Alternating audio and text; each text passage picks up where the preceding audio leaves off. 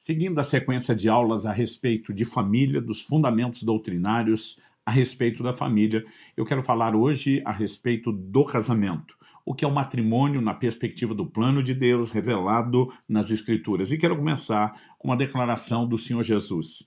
Em Mateus, no capítulo 19, dos versículos 4 a 6, nós lemos: Jesus respondeu: "Vocês não leram que o Criador desde o princípio fez homem e mulher?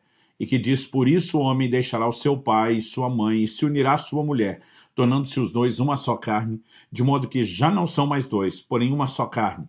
Portanto, que ninguém separe o que Deus ajuntou." Essa resposta de Jesus é dada no contexto de uma pergunta que fizeram a ele a respeito de se seria lícito ao homem repudiar sua mulher por qualquer motivo.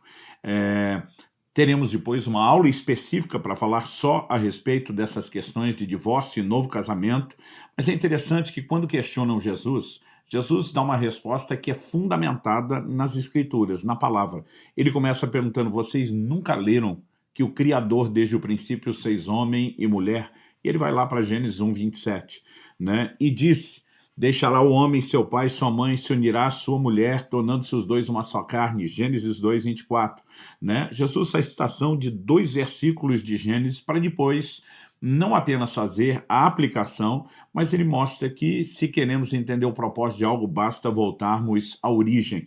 E é muito importante que a gente compreenda o que é, de fato, o casamento no plano de Deus. E a primeira coisa que eu quero começar afirmando, né, na construção do nosso raciocínio, é que o casamento é uma instituição divina. Foi instituído por Deus, foi estabelecido por Deus. Ele usa a expressão aqui, o que Deus ajuntou, né, falando a respeito de uma união que é divina.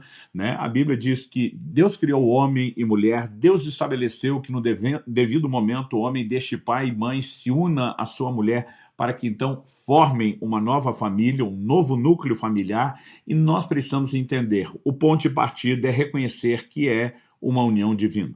Aliás, quando falamos a respeito de uma união divina, falamos da família, da instituição em si, né? Então, acredito que a melhor expressão, até mais do que só uma união divina, é uma instituição divina. Por quê? Quando muitas vezes falamos de casamento e matrimônio, alguns pensam meramente na cerimônia do casamento, né? Como se o casamento enquanto sacramento, que é uma linguagem antiga, né, fosse mera e simplesmente a cerimônia. E, na verdade, quando falamos sobre a cerimônia, não há nem base bíblica para dizer que a cerimônia do casamento tem que ser realizada na igreja nos moldes do que fazemos hoje. Obviamente, não estou falando contra isso, nós fazemos isso, mas não podemos simplesmente tentar inventar uma espécie de fé de que essa é a maneira bíblica, porque a palavra de Deus não fala sobre isso. Tudo que a Bíblia fala sobre casamento diz respeito às bodas, ou seja, às festas, à celebração. Há várias menções delas, né? Como a de Jacó, a de Sansão, as bodas de Caná. Então, à medida que nós olhamos para aquilo que a palavra de Deus fala, nós percebemos que há muito mais a ser entendido sobre a união em si do que meramente sobre a perspectiva de uma cerimônia que determina o começo ou o início dessa instituição que é divina. Quando Jesus esteve no casamento, lá nas bodas de Caná, a Bíblia nos mostra que ele foi chamado para participar de uma festa, mas nada, absolutamente nada, sugere uma celebração religiosa. Agora, repito, não há nada que proíba de fazê-lo.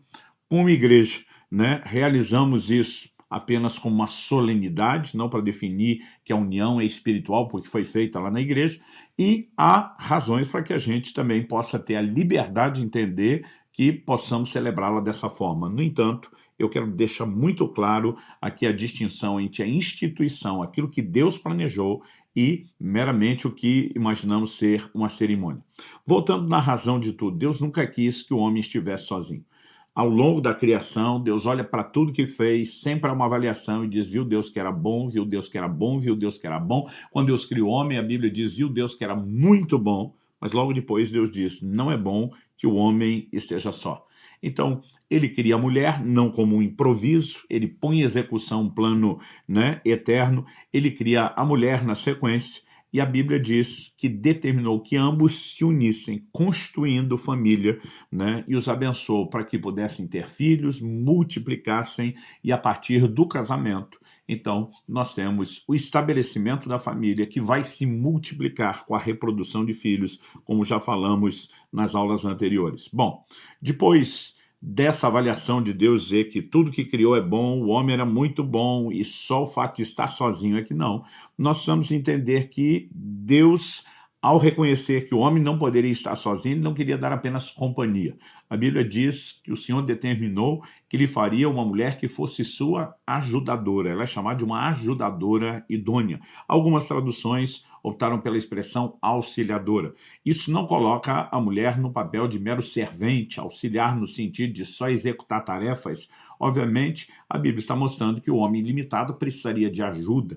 E ainda que a Bíblia confira ao homem o papel de governo e de decisões, muitas vezes nós vamos ver situações na Bíblia onde até, por exemplo, o exemplo de Abraão e Sara, Deus fala para Abraão: ouve Sara, sua mulher. O conselho dela era uma boa ajuda na decisão que ele iria tomar. Então, quando Deus fala a respeito de uma ajudadora, ele não está diminuindo a mulher, eu acredito que ele está simplesmente aumentando o significado, a importância, a necessidade dela e mostrando que o homem precisaria de fato de ajuda sem, obviamente, colocarmos em xeque o fato de que o governo foi entregue ao homem e a partir desse momento a Bíblia diz que a mulher deveria ser submissa, né? Essa expressão submeter-se fala de colocar-se sobre a missão, sobre o governo, né? Sobre o comando do esposo e funcionar com ele em plena parceria.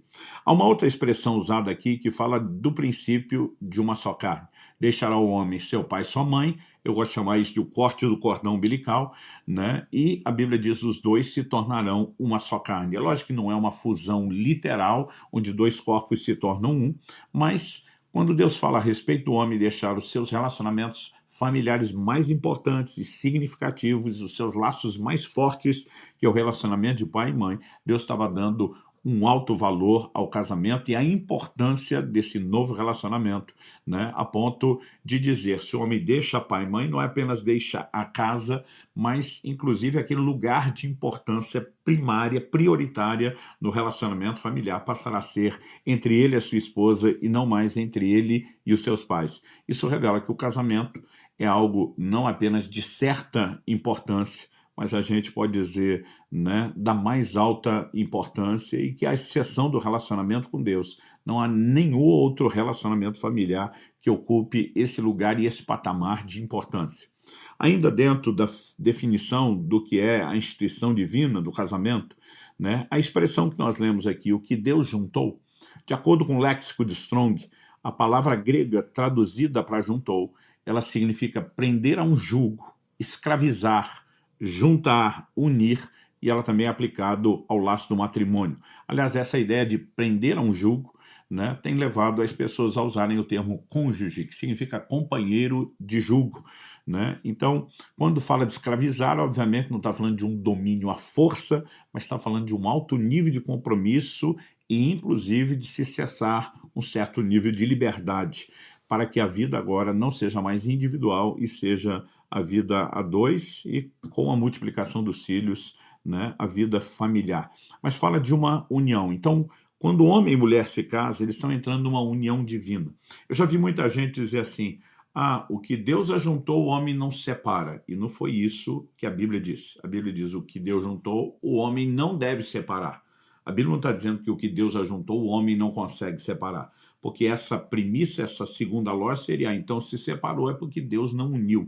E tem muita gente tentando relativizar a união, dizendo, não, se separou é porque não foi que Deus que uniu. O texto está dizendo que é possível separar o que Deus uniu e há um mandamento para que não se separe aquilo que Deus uniu. Agora, quando a Bíblia diz que Deus uniu, a gente está falando de Deus fazendo o papel de um cupido, pegando, né, um homem e uma mulher dizendo, eu quero que vocês estejam juntos. Eu não vou negar, né, que principalmente quando oramos, buscando ajuda, a intervenção, a liderança, a direção de Deus, que a gente não possa ver Deus nos favorecer numa área como essa. Mas, obviamente, quando falamos da doutrina bíblica, nós não podemos, de hipótese nenhuma, atribuir a união do casamento como se fosse mero desígnio divino, determinação divina. Quando a Bíblia fala o que Deus uniu, está falando de uma união geral, genérica. Deus determinou que o homem vá deixar pai e mãe e vá se unir a uma mulher. Qualquer que seja a mulher com quem o homem que deixa pai e mãe se unir, ele entrou numa união divina, estabelecida por Deus. E ao entrar, deve entrar para permanecer nessa união e não para separar a união divina. Então, fazer essa distinção é muito importante, porque eu já vi pessoas relativizando, não, essa união minha não foi de Deus, porque senão ela teria durado, ela teria sido abençoada, próspera, e as pessoas tentam relativizar isso para que então tentem caminhar em direção a algo que é contrário à Escritura. Não vou falar nessa aula, vou tocar no assunto na próxima, né? Mas são situações de divórcio e de novo casamento que não estão alinhados com a palavra de Deus. Então, não importa se o homem estava distante de Deus, ignorante, na cegueira, no pecado, se foi buscar interferência de demônios na cerimônia do casamento. Quando homem e mulher se casam, eles entram numa união divina, não importa onde a cerimônia foi feita e se é que foi feita. Então é nesse sentido que nós precisamos reconhecer o casamento como uma instituição divina e a nossa responsabilidade em dar a manutenção. Quando falamos dessa responsabilidade, o segundo tópico que eu quero destacar aqui diz respeito ao fato de uma escolha humana, né? Não há outra forma de entender isso, e a gente tem que explicar, né, isso às pessoas. Deus não casou você e nem ninguém, né? A gente pode dizer que talvez a exceção, Deus casou Adão e Eva, né? Então ali, salvo uma exceção específica, nós podemos olhar e dizer, somos nós que escolhemos com quem casamos. E a palavra de Deus também é clara sobre isso. Por exemplo, em 1 Coríntios, no capítulo 7, no versículo 39, o apóstolo Paulo diz o seguinte, ele diz, a mulher está ligada ao seu marido enquanto ele viver, mas se o marido morrer, ela fica livre para casar com quem quiser, mas somente no Senhor. Então, com quem quiser mostra que, assim como no assunto de salvação, no assunto do casamento, o homem também tem livre-arbítrio, também tem direito de escolha. Agora, Deus restringiu o universo de escolha. Ele diz, você pode escolher, mas vai escolher alguém que partilhe da mesma fé. Esse é outro assunto que, em tempos modernos, eu vejo sendo relativizado demais. Começando pelos pais que não educam, não orientam corretamente os seus filhos, né, dentro da igreja, dentro da casa de Deus, dizendo, olha, sua escolha mais importante na vida depois de Deus é o casamento. O casamento não deveria ser só uma união de pessoas, mas de propósito, né? E você tem que começar pelo fato de que há uma determinação divina estabelecida com clareza na palavra de que não se casa com alguém de outra fé, né? Isso tem sido o início de muita, mas muita confusão. Depois de 30 anos de pastorado, né, eu posso dizer de muita gente que entra com aquela mentalidade que a gente chama de namoro missionário. Não, mas eu vou ganhá-lo para Jesus. Digo, ganha primeiro, casa depois, né? Ah, mas nós estamos apaixonados. Eu falei, Deus estabeleceu uma restrição. Se está apaixonado, é desculpa para poder casar. Então, quem está casado apaixonou por outro, poderia então separar e casar com outra pessoa, né? As pessoas simplesmente usam argumentos que são completamente antibíblicos na hora de tomar decisões que são emocionais e que, de fato, não são nem um pouquinho racionais. Olhando para a Escritura, nós vemos um paralelo para esse princípio de a mulher viúva está livre para casar com quem quiser, contanto que seja no Senhor. No Antigo Testamento, nós lemos em Números 36, de 6 a 8, que Zelofeade, um dos cabeças de uma das tribos de Israel, ele teve 6 filhas mulheres, ele não teve filhos homens. Então, a princípio, eles não foram arrolados na distribuição da terra, as filhas vão lá e dizer, poxa, não é certo, nosso pai também é da tribo, ele também tem direito, né? E nós queremos a nossa parte. E Moisés consultou o Senhor disse, elas têm que ser ouvidas, elas têm direito mesmo. Mas depois o restante da tribo, né, vai diante de Moisés do Senhor e diz, mas nós vamos ter um problema. Se elas se casarem com homens de outra tribo, então a nossa herança da nossa tribo vai ser reduzida e vai passar para outra. E Deus diz, o que eles estão falando também está certo, né? Então Deus estabelece meio que um consenso e diz, elas estão livres para casar com quem bem parecer aos seus olhos, contanto que seja na tribo de seus pais. Ou seja, Deus está dizendo, eu não vou escolher quem é a pessoa, mas eu vou restringir o universo da escolha. E podemos dizer o mesmo em relação ao cristão. A Bíblia diz, livre para casar com quem quiser, contanto que seja no Senhor. Ou seja, Deus restringiu o universo a alguém que partilhe da mesma fé. Dentro desse universo, nós temos todo o direito de escolher, né? E para aquelas pessoas que quebram o princípio divino, alegando, não, eu vou ganhar essa pessoa, Jesus. Além de dizer, ganha primeiro, eu gosto de dizer que a palavra de Deus também diz que não há nenhuma garantia, né, de que alguém que se casou sem ser convertido, que necessariamente vá se converter depois, né? Paulo, em 1 Coríntios, no capítulo 7, no verso 16, ele pergunta, pois você é mulher, como sabe se salvará o seu marido? Ou você é o marido, como sabe se salvará a sua mulher? Se houvesse garantia, ele não colocaria isso em xeque. Evidentemente, né, quando falamos de alguém que se converteu depois de casado e o cônjuge ainda não, aí é outra história. Estamos falando de entrar no casamento quando, né, a pessoa não partilha da mesma fé e do lado de cá o cristão tem uma orientação a respeito disso. Terceiro lugar, no livro de Hebreus, no capítulo 13, no verso 4, Deus nos chama a não apenas dar valor, mas honra ao matrimônio. E, ao mesmo tempo em que ele fala da importância do matrimônio como sendo digno de honra, ele também fala de juízo sobre aqueles que desonram. O texto sagrado diz assim, digno de honra entre todos seja o matrimônio, bem como o leito conjugal sem mácula, porque Deus julgará os impuros e os adúlteros. Então eu quero, em terceiro lugar, destacar que Deus julgará os que ferem, os que desonram o matrimônio. Deus não apenas reivindica para si a criação e a instituição do casamento, mas também defende essa união sagrada daqueles que o ferem. É basicamente isso o que o texto está falando, né? E, obviamente, aqui nós ainda podemos desdobrar dois tipos de pecados, impuros e adúlteros. A palavra adúltero fala especificamente, né, de pessoas que ferem a aliança conjugal, deixam a exclusividade, a fidelidade com o seu cônjuge, o parceiro da aliança matrimonial, para se envolverem, né, física e sexualmente com outra pessoa. E a Bíblia está dizendo, Deus vai julgar, né, porque o casamento ele deve ser uma união exclusiva entre homem e mulher. O apóstolo Paulo afirma com clareza isso em 1 Coríntios, no capítulo 7, nos versos 1 e 2, quando ele diz, quanto ao que me escreveram, é bom que o homem não toque em mulher. Digo que, por causa da imoralidade, cada homem tem a sua esposa e cada mulher tem o seu próprio marido.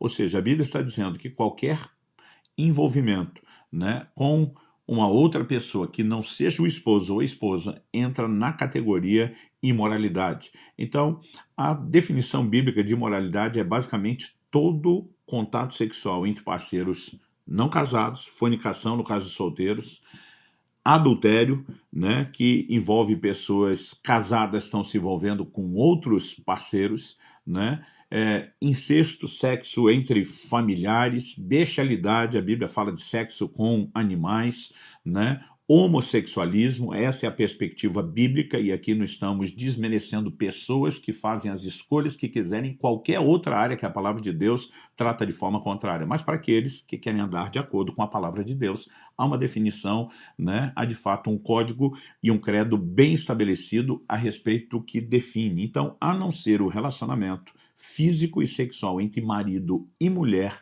a Bíblia trata como imoralidade. E é importante que a gente olhe para essas coisas da forma correta, porque tudo aquilo que fere o padrão instituído por Deus pelo casamento atrairá juízo dele. A Bíblia não está dizendo que nós temos que exercer juízo em nome dele, não está falando de mensagem nem discurso de ódio da nossa parte, mas está dizendo que ele mesmo vai se encarregar disso, como em vários outros lugares da Bíblia, né? Nós lemos que haverá prestação de contas e que seremos responsabilizados diante do Criador pelas escolhas que fizemos. Nós não temos todos os detalhes de toda a extensão desse julgamento, né? Mas uma coisa é certa, a Bíblia fala de pessoas que serão julgadas ainda em vida, mas com certeza todos serão julgados para eternidade. E um detalhe que me chama a atenção é Apocalipse capítulo 22, que fala a respeito de pessoas que ficarão de fora da cidade santa, né? Do lugar de consolo eterno, extraordinário, indizível que Deus tem para nós. Interessante que se nós olharmos anteriormente, a Bíblia diz assim no verso 14 de Apocalipse 22, bem-aventurados aqueles que lavam suas vestes para que tenham direito à árvore da vida e entrem na cidade pelos portões. Então, se para entrar tem que lavar as vestes no sangue do Cordeiro, pressupõe-se que quem é que não entra? Quem não lavou as vestes. Mas o verso seguinte diz assim, fora ficam os cães, os feiticeiros, os impuros, os assassinos, os idólatras e todo aquele que ama e pratica a mentira. A Bíblia não está dizendo que apenas alguns pecados deixam as pessoas de fora. Obviamente, quem não for lavado com o sangue de Jesus não entra.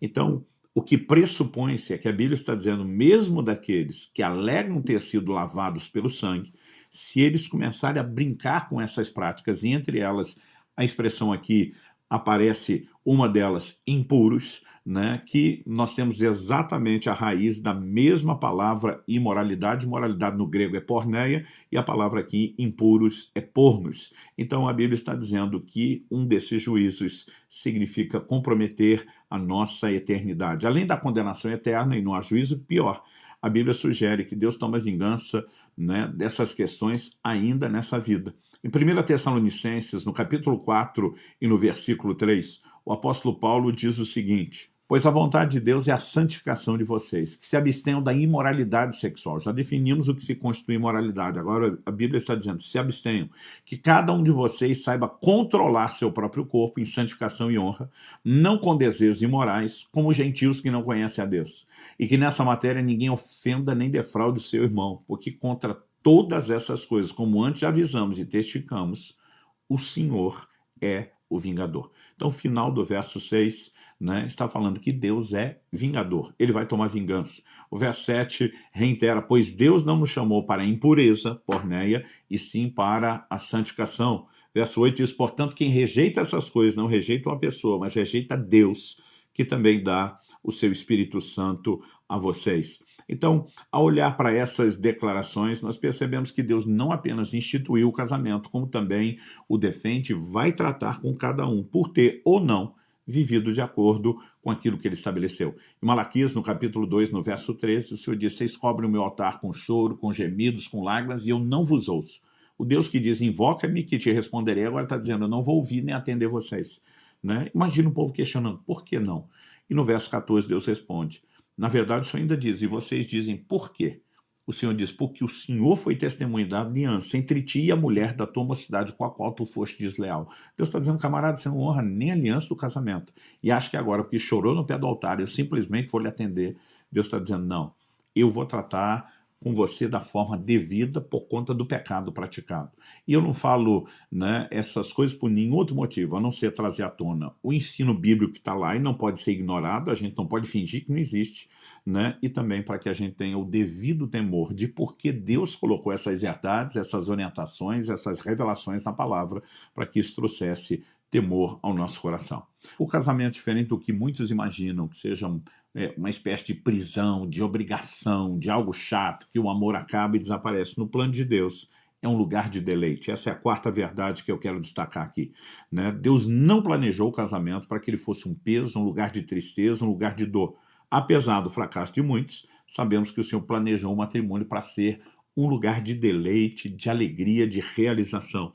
Né? Isso não significa que não haverá conflitos, que não haverá necessidade de ajustes, mas que a felicidade e a realização do casamento devem prevalecer sobre qualquer outro tipo de circunstância ou sentimento. No Antigo Testamento, quando os profetas anunciavam o juízo divino contra a nação de Israel por terem se rebelado contra o Senhor, pecado contra ele, se distanciado dele, usava-se a expressão, como você vai encontrar em, por exemplo, Jeremias 16:9, que Deus faria cessar a voz do noivo e da noiva, como uma forma de indicar que já não haveria mais alegria. Ou seja, Deus está atribuindo ao casamento alegria, e não apenas para a época do noivado. Em Deuteronômio, no capítulo 24, no verso 5, a Bíblia ainda fala de um homem que durante um ano inteiro, tão logo casasse, ele não sairia à guerra. A Bíblia diz assim, para promover a felicidade à mulher que tomou por esposa. Né? Então, o casamento não é um lugar onde a gente entra para ser feliz, mas para fazer alguém feliz, e Deus quer que a alegria esteja lá. Há pelo menos 3 dimensões de deleite dentro do casamento, dentro do matrimônio, que nós podemos destacar. Em primeiro lugar, né, o deleite físico. O matrimônio foi idealizado por Deus para que o casal desfrute de deleite físico, da plenitude do ato conjugal, o ato sagrado do sexo, e diferente do que muitas pessoas, né, acreditam, isso é legado do ensino da Igreja Romana, o casamento, ou o sexo dentro do casamento, não foi dado somente para a procriação. né? Nós sabemos disso porque vários outros textos apontam numa direção bem diferente disso. Por exemplo, em 1 Coríntios, no capítulo 7, no versículo 5, Paulo diz: não se privem um ao outro, a não ser talvez por mútuo consentimento, por algum tempo, para se dedicarem à oração e depois retomem a vida conjugal, para que Satanás não tente em vocês por não terem domínio próprio.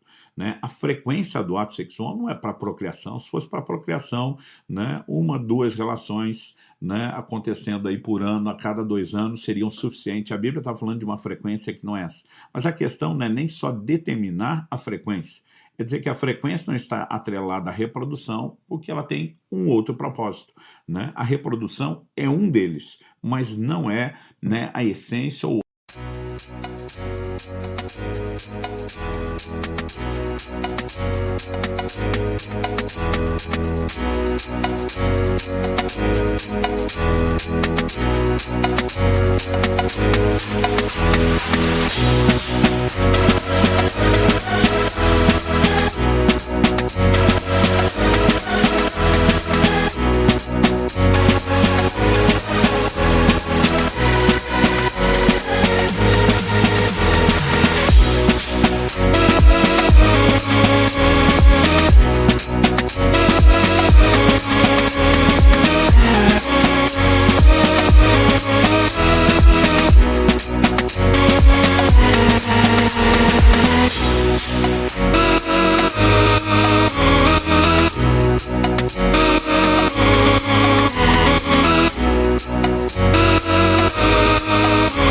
ato exclusivo, motivo exclusivo pelo qual o deleite físico pode ser vivido. Em Provérbios, no capítulo 5 e no verso 18 e 19, nós lemos: seja bendito o seu manancial e alegre-se com a mulher da sua mocidade. Aqui a Bíblia não está falando só de alegria e deleite emocional. Né? O verso 19 diz assim: corça amorosa, gazela graciosa, que os seios dela saciem você em todo o tempo, embriague-se sempre com as suas carícias. Então, a ênfase é exatamente aqui a área do deleite físico. Segundo lugar que nós podemos destacar é o deleite emocional. O livro de Eclesiastes fala a respeito de como viveremos a vida. E ele diz assim: aproveite a vida com a mulher que você ama todos os dias dessa vida fugaz que Deus lhe deu debaixo do sol. Porque essa parte que lhe cabe nessa vida pelo trabalho com que você se afadigou debaixo do sol. Né? A tradução que eu estou lendo aqui, a Nova Almeida Atualizada, diz: aproveite a vida. A Almeida Atualizada diz: goza a vida. Né? Está falando a respeito de um posicionamento onde existe a capacidade de desfrutar uma alegria, uma realização que não é só o deleite físico, mas nós também podemos reconhecer o deleite espiritual. É por isso que o cristão não deveria casar com alguém que não partilha da mesma fé. Em Provérbios 18, 22, a Bíblia diz: quem acha uma esposa, acha o bem, recebeu uma bênção do Senhor. Essa palavra, né, aqui traduzida, recebeu uma bênção do Senhor, ela em outras traduções aparece como alcançou a benevolência do Senhor. E a palavra traduzida benevolência, ratson, no original hebraico, ela significa prazer, deleite, boa vontade, favor, aceitação. Né? Então, olhamos para isso e a gente percebe que é algo que procede do Senhor. Não é apenas a dimensão de deleite das outras áreas, mas mesmo no plano espiritual e naquilo que diz respeito a viver a vida em Deus. É por isso que é inegociável que partilhemos o matrimônio com um parceiro da mesma fé.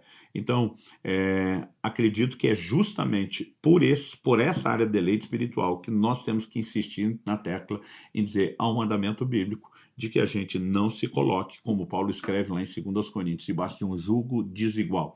Então, ao olhar para essas coisas, a gente reconhece que o casal tem que usufruir comunhão, né, com Deus juntos, não só enquanto indivíduos. Lá no Éden, depois de ter criado marido, né, e mulher, Deus decidiu visitá-los, não só enquanto indivíduos, mas também enquanto casal. O apóstolo Pedro lembrou, né, os maridos que as esposas são herdeiras com eles da graça da vida. Ele está dizendo, não é só a sua amante, ela é a sua irmã em Cristo, é alguém que vai partilhar da mesma salvação, da mesma vida espiritual que você tem, né? E se Deus ajusta o foco,